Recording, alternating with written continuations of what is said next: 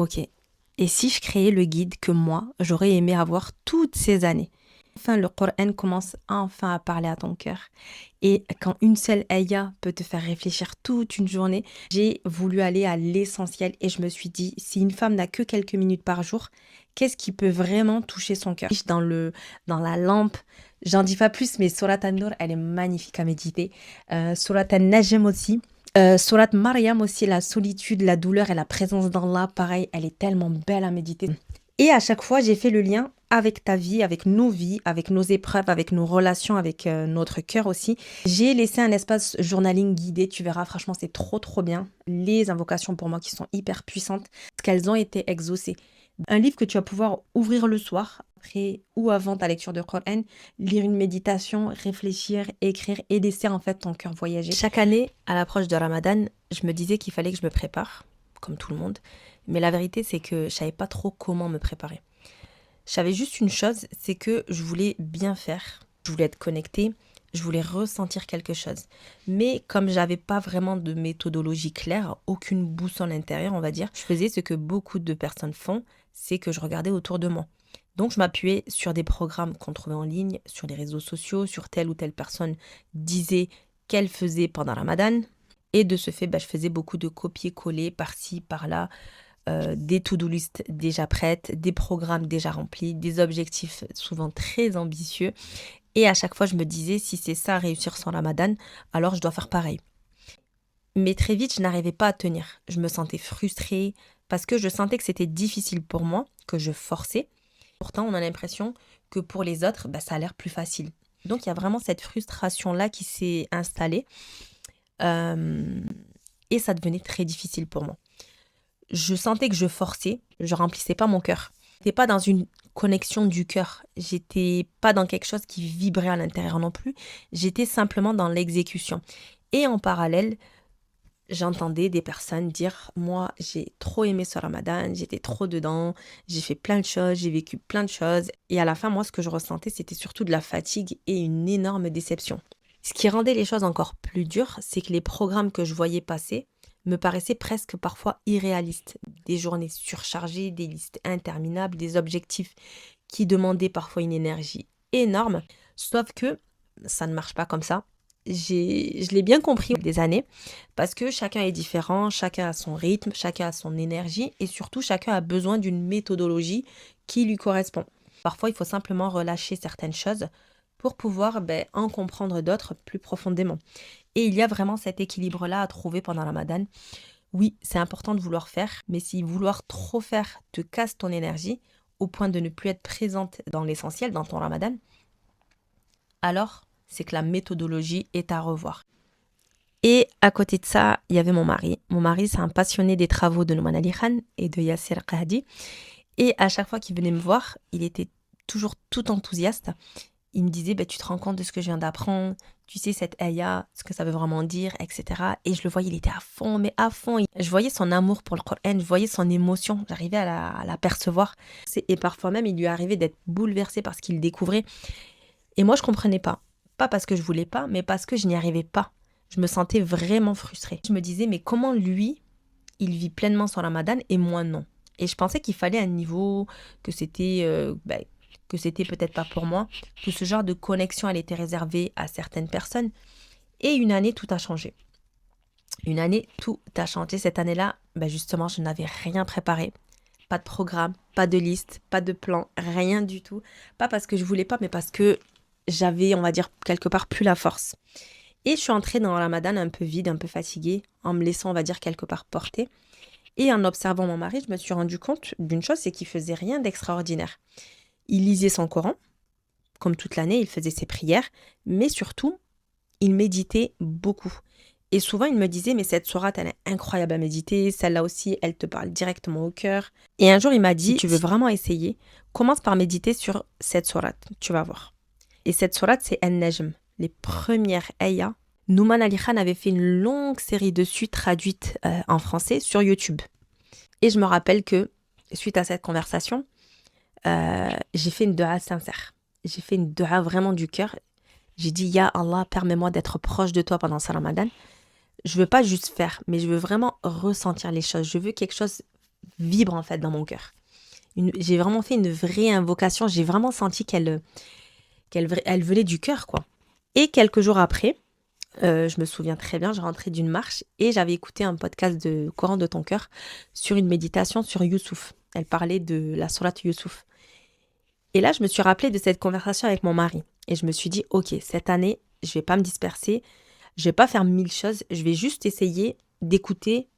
Je disais même pas, je vais essayer de méditer, mais je me disais, je vais juste reprendre la méditation de Najm. Et je me suis pas dit, je vais finir cette sourate pendant Ramadan. Je me suis pas mis d'objectif, je me suis juste dit, écoute, je vais mettre les vidéos et puis on verra. Et là, il y a quelque chose qui s'est ouvert en moi. Tous les jours, je regardais les méditations, je prenais des notes. J'ai réécouté certains passages juste pour revivre ce que je ressentais. Et là, j'ai compris ce que c'était que méditer. Et mon mari, à chaque fois qu'il rentrait, je me rappelle, il me disait, mais tu dors pas? Et moi, je lui disais, non, mais je viens de finir cet épisode, mais il est incroyable, pourquoi tu me l'as pas dit avant? Et donc, on partait en débat, on partait en échange de ce que lui avait compris, moi ce que j'avais compris. En fait, je me rappelle quand il est rentré, c'est moi qui lui disais, mais tu sais quoi, le miracle linguistique de cette aya que j'ai appris, mais elle est incroyable. Mais tu sais ce mot, et lui, il savait déjà tout ça parce il avait déjà fait cette sourate-là en méditation. Et donc, je lui disais, mais tu sais ce mot, ce qu'il veut dire précisément dans le Coran, mais tu sais pourquoi Allah il a employé? Je me rappelle, mon mari me regardait avec des yeux, mais genre, mais ça y est, t'as compris, tu as compris, c'est ça. C'est exactement ça que je te disais il y a tous les ramadans, parce que ça fait maintenant longtemps que mon mari médite dessus.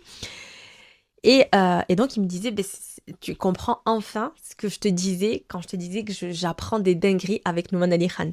Et là, j'ai compris ce que c'était que vivre son ramadan. J'étais pas dans la performance de quelque chose, dans un objectif précis. J'étais simplement dans l'apaisement, dans la présence du cœur, vraiment. Et je vivais les ayats. J'étais pas simplement en train de les lire, mais je les laissais vraiment me traverser. Et un jour, j'écoutais une anecdote de Nouman Ali Khan, justement, qui m'a profondément bouleversée à cette époque-là. Je me rappelle, et encore aujourd'hui, vraiment, juste le fait d'y repenser, c'est vraiment très émouvant. Il racontait en fait qu'il méditait un jour avec un autre savant sur une aya. Chacun voyait des subtilités différentes, des miracles linguistiques différents. Enfin, ils étaient émerveillés. Et à un moment donné, Nouman Ali Khan, il regarde son collègue et il lui dit en souriant, et c'est lui-même qui raconte cette histoire, hein, et il regarde son collègue en souriant, il lui dit, on a quand même le meilleur métier au monde. Et l'autre lui répond, et son collègue lui répond sur un ton un peu sérieux, mais à moitié, on va dire, humoristique. Chut, n'en parle à personne, sinon tout le monde voudra faire comme nous. Ces paroles, comment vous dire? Quand j'ai entendu ça, franchement, j'ai pleuré. J'avais les larmes aux yeux, mais je pleurais, pas de tristesse, mais je pleurais tellement c'était beau en fait. Parce que là, j'ai compris quoi? J'ai compris que c'était pas simplement réservé à une élite, la méditation, à une certaine catégorie de personnes. C'était accessible. Et moi, je ressentais ce qu'il disait en fait. Je me disais, mais oui, oui, c'est ça en fait. Mais c'était tellement magique, c'était beau, franchement, c'était un moment pour moi. Et quand mon mari est rentré ce soir-là, je me rappelle, je lui ai dit, mais t'as vu, je lui ai raconté cette histoire. Et du coup, il la connaissait déjà. Et il m'a regardé genre d'un air à l'aslamtuk, quoi. Non, mais c'est vrai, des fois, on pense être on va dire, sur une bonne dynamique quand on se dit, ben voilà, moi je fais ma prière, je fais mes salades, etc. Ben voilà, si ça vibre et tout, non, c'est pas ça vibrer dans le cœur. Je vous promets que c'est pas ça vibrer dans le cœur. Et en fait, ce qui se passe, c'est que euh, quand tu rentres comme ça dans des méditations profondes autour de la linguistique, autour du Coran, ça s'arrête pas uniquement au Coran. C'est qu'après, c'est la même chose aussi pour tes prières, pour ton dhikr, parce que tu vois les choses différemment après. Et tu sens que ton cœur, il est plus dedans, tu vois. Et petit aparté pour celles qui veulent écouter Surat An-Najm, les méditations de Surat An-Najm, je vous conseille la série de Nouman Ali Khan. Il a fait je sais pas combien de vidéos sur YouTube et elles sont traduites en français, mais franchement, c'est un pur plaisir, les filles. Wallahi, c'est un pur plaisir. Prenez des notes, écrivez ou enregistrez, enfin peu importe, mais c'est vraiment une mine d'or. Quand vous allez lire après Surat Najm, vous n'allez plus la lire de la même manière. Et là, je me suis dit, mais combien de femmes vivent ce que j'ai vécu moi pendant des années? Combien font Ramadan sans vraiment sentir leur cœur changer? Combien font des efforts aussi, prient, jeûnent, lisent, mais au fond ne savent pas comment se connecter vraiment. Et c'est là que l'idée de ce livre est née. Je me suis dit, ok, et si je créais le guide que moi, j'aurais aimé avoir toutes ces années? Un guide pour celles qui sont perdues, celles qui savent pas par où commencer, celles qui veulent méditer mais qui savent pas comment faire, celles qui veulent vraiment un ramadan profond, sans pression surtout, sans programme, rien du tout, juste de la connexion intérieure. Alors j'ai créé ce guide. Bien entendu, je suis pas une experte, je suis pas une savante non plus, mais je suis simplement une femme qui a cherché des solutions et qui a trouvé une petite boussole, on va dire. Alors maintenant, pourquoi j'ai écrit ce livre? J'ai écrit ce livre pour une raison simple, parce que je sais ce que c'est que de traverser Ramadan sans vraiment le vivre. Je sais ce que ça fait de recopier des programmes qu'on trouve un peu partout, de cocher des cases, de faire des choses parce qu'il faut les faire, mais sans que le cœur y soit en fait. Et je sais aussi ce que ça fait que quand enfin le Coran commence enfin à parler à ton cœur, et quand une seule ayah peut te faire réfléchir toute une journée, quand une seule méditation toute petite, elle peut te bouleverser, quand ta prière, elle devient un refuge aussi, et non une obligation lourde. Donc ce livre, pour moi, c'est vraiment un pont, et je l'espère en tout cas, et vraiment c'est la niya que j'ai mis dans ce livre-là, pour qu'il soit un pont entre ces deux états-là. Alors maintenant, pour qui j'ai écrit ce livre? Ce livre, il est pour toi, si tu veux un ramadan différent, mais que tu ne sais pas comment t'y prendre, si tu fais les actes, mais que ton cœur ne vibre pas, si tu n'as jamais appris à méditer aussi, si tu veux quelque chose de simple, profond, accessible, si tu ne veux pas d'un programme lourd mais un guide, alors c'est un livre, je pense, qui peut t'accompagner durant ce ramadan. Et maintenant, qu'est-ce que tu vas trouver dans ce guide? Dans ce guide, et j'ai pas voulu mettre beaucoup d'informations, au contraire, j'ai pas voulu faire un gros livre rempli de théories, j'ai voulu aller à l'essentiel et je me suis dit, si une femme n'a que quelques minutes par jour, qu'est-ce qui peut vraiment toucher son cœur? Alors moi, j'ai commencé par le début, les versets du Ramadan, je suis partie des ayats du Ramadan en elles-mêmes, celles qui parlent du jeûne dans le Coran, parce que pour moi, on peut pas comprendre et vivre Ramadan sans vraiment comprendre ce qu'Allah nous dit concernant Ramadan. Moi, c'est vraiment la chose qui m'avait beaucoup bouleversée quand Allah parle du couple, quand il dit elles sont un vêtement pour vous et vous êtes un vêtement pour elles. C'est des ayats que Allah a mis dans les ayats de Ramadan et c'est pas pour rien, c'est pas du tout pour rien. Est-ce qu'on comprend quelque chose qui est quand même assez bouleversant? C'est que Ramadan, on a toujours cru que c'était simplement prier, jeûner, lire son Coran, faire tarawih. Mais c'est aussi réparer des liens, renforcer des relations, rapprocher les cœurs.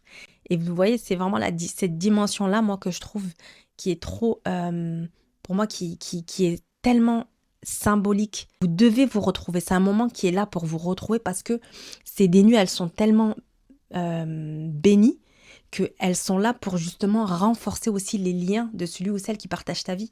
Et bref, on en reviendra plus en détail, mais moi, c'est vraiment des ayats qui m'ont bouleversée parce que ensuite, tu comprends plein de choses et tu comprends que le relationnel, il est tout aussi important. Et bref, je ne vais pas plus rentrer dans les détails, même si je suis quand même pas mal rentrée dans les détails. C'est quelque chose que j'aborde dans le livre. Et donc, c'est pour ça que moi, j'ai commencé par ces versets-là.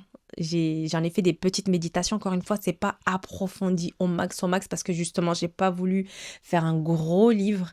J'ai vraiment voulu aller à l'essentiel et tu verras que tu auras l'essentiel pour méditer et ensuite tu feras toi-même ta propre recherche pour approfondir et je te le souhaite et je pense que tu le feras parce que c'est tellement beau en fait à méditer que là, tu sens que ton cœur y vibre.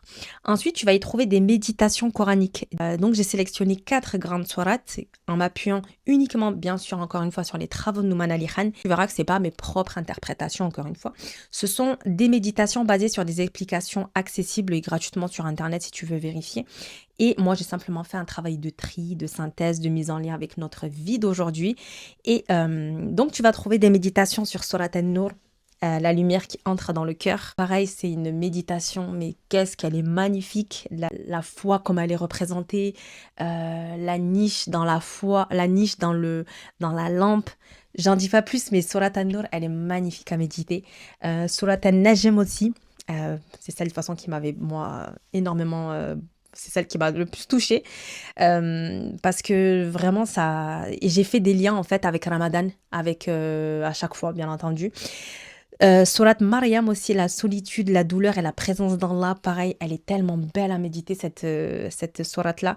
Et sourate Youssouf, le pardon, la dignité, la patience, parce que le pardon pendant Ramadan, il est essentiel. Nous, on demande à Allah de nous pardonner, mais on oublie aussi de pardonner aux autres. Et ça, pareil, enfin, moi je trouve que et ça tout le monde le dit, de toute façon tous les grands savants le disent, Sourate Youssouf, elle donne tellement de leçons, mais tellement de leçons que voilà.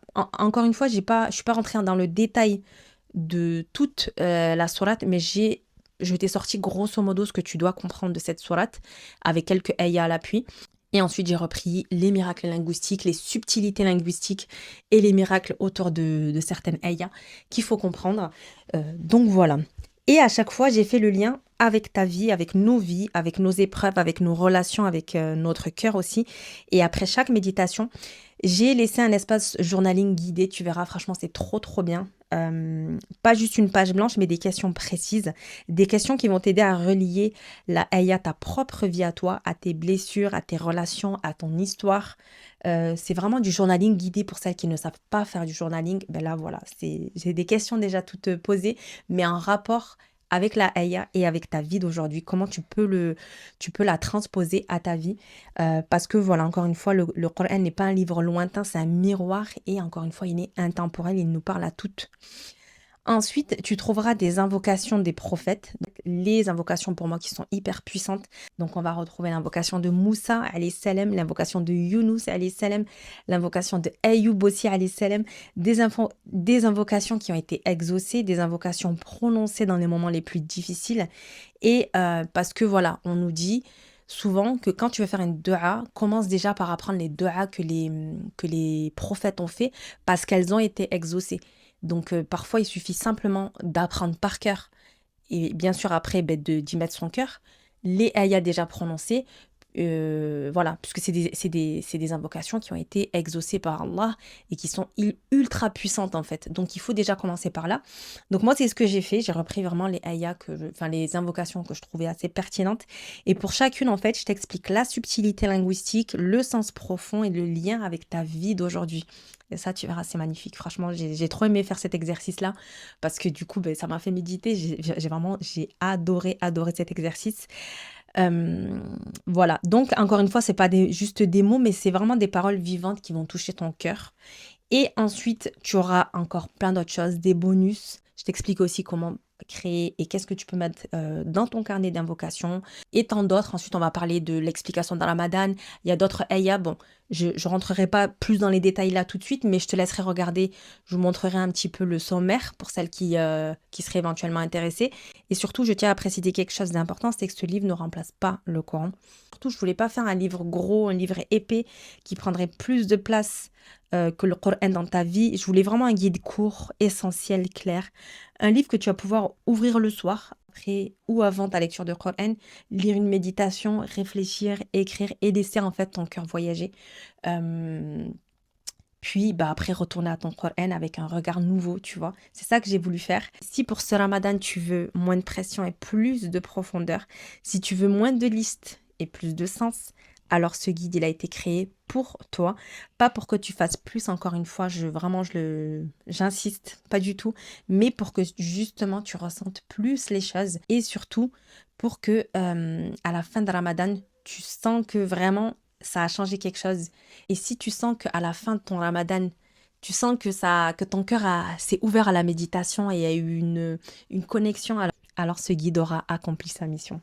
Donc maintenant, pour celles qui sont intéressées, il est disponible dès aujourd'hui sur Amazon. Pour l'instant, je le vends uniquement sur Amazon, le temps de mettre en place d'autres revendeurs. Je vous mets le lien dans la description de la vidéo pour celles qui sont intéressées, ou alors rejoignez-moi sur Instagram et je mettrai le lien permanent sous ma bio, tout simplement. N'hésitez pas à me laisser des messages si vous avez des questions, si vous voulez approfondir quelque chose, si vous n'avez pas compris quelque chose, n'hésitez pas. Vraiment, n'hésitez pas. Je suis là, je réponds. Je suis assez quand même réactive sur les messages.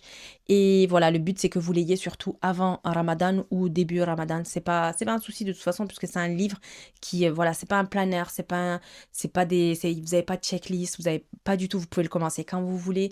Mais voilà, moi, je trouve que vraiment, c'est intéressant d'avoir ce genre de méditation-là le soir, quand vous vous posez, tout le monde est au lit.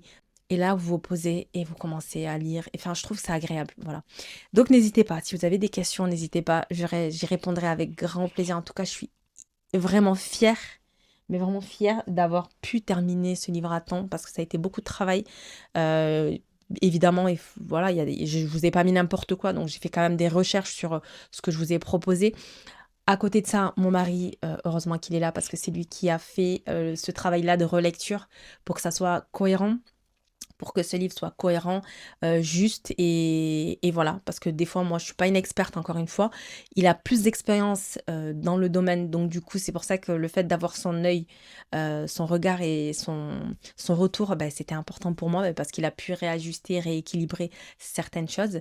Et comme je vous dis, lui, c'est vraiment un passionné de Nouman Ali Khan, tout simplement. Et dernière chose, pendant Ramadan, je pense vous faire peut-être une vidéo par semaine, à voir selon voilà, mon rythme, selon ce que je peux faire ou pas. Mais j'aimerais bien vous proposer quelques méditations autour justement du livre, pour qu'on puisse voilà, partager ces petites méditations-là pendant Ramadan. Et voilà, pour celles qui auront peut-être pas le livre, je sais pas, parce que vraiment le but, c'est que chacune puisse avoir quelque chose. Et voilà. Merci à celles qui ont écouté jusqu'au bout, celles qui sont encore là après toutes ces histoires et ces péripéties. Merci encore pour tous vos retours, les filles. Vraiment, ça me touche énormément d'avoir vos jolis retours, que ce soit sur YouTube ou sur Instagram. Merci beaucoup pour votre soutien. Et, euh, et voilà, je vous souhaite vraiment un très beau Ramadan. J'espère que ce Ramadan sera pour vous un Ramadan du cœur. Donc voilà, j'espère vraiment de tout cœur que ce Ramadan sera pour toi un mois de paix, un mois de guérison aussi, un mois de retour vers l'essentiel. Un mois où ton cœur se reconnecte, où tes prières deviendront plus profondes, je te le souhaite vraiment. Ton Coran te parlera vraiment, pas seulement avec tes yeux, avec l'âme, parce que c'est ce qu'on recherche au final dans nos méditations. Et voilà, j'espère que ce Ramadan sera une porte vers plus de lumière, plus de sincérité, plus de douceur aussi avec toi-même et envers les autres. Qu'Allah nous permette de l'atteindre, de le vivre pleinement et d'en sortir transformé, apaisé et plus proche de lui surtout. Amin, amin, amin. Je vous souhaite un très bon mois de Ramadan les filles et je vous dis à très vite pour une prochaine vidéo. Bisous, bisous.